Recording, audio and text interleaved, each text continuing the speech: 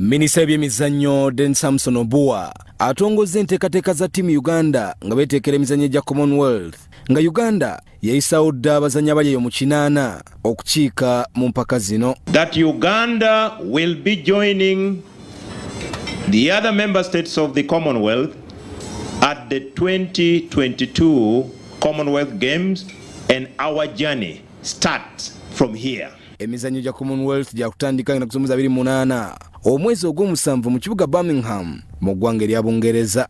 Bukya mizannyo gya Commonwealth gitandika, Uganda yakawangula emidaali 53 nga ku gyo 16 gye gya zaabu. We have just set our standard as a country and we would wish to better that standard by bringing in more medals at the Commonwealth level. You will be shocked that you will have surprises in the forthcoming Commonwealth Games. There are new kids on the block in different respective disciplines, and we are cognizant of the fact that we must prepare them.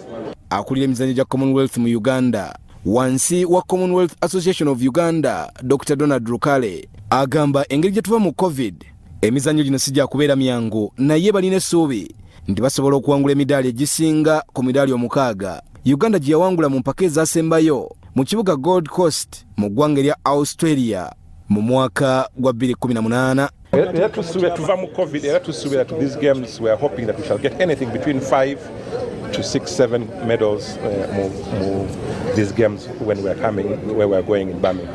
The preparation that is ongoing will be further supported. Tulabe that teams are almost ready to be able to go and put their best performance mu games.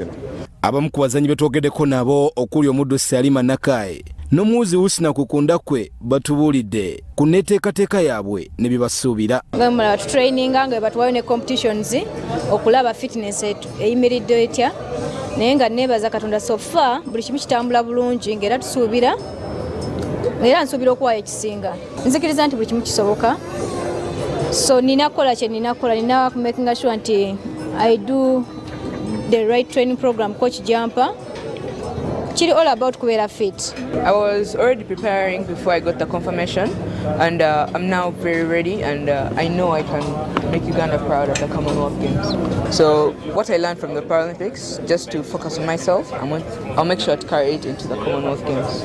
Egimu ku mizannyo egyayitawo edda okukiikira Uganda kuliko omuzannyo gw'okubaka, ng'era ttiimu ya She Cranes yeeteekateeka omuzannyo gwa rugby nga bwe bachampioni ba Africa aba rugby sevens, abaddusi omuzannyo gwa badminton, table tennis, ogw'okusitula obuzito guyite weightlifting, omuzannyo gw'okuwuga n'emizannyo emirala.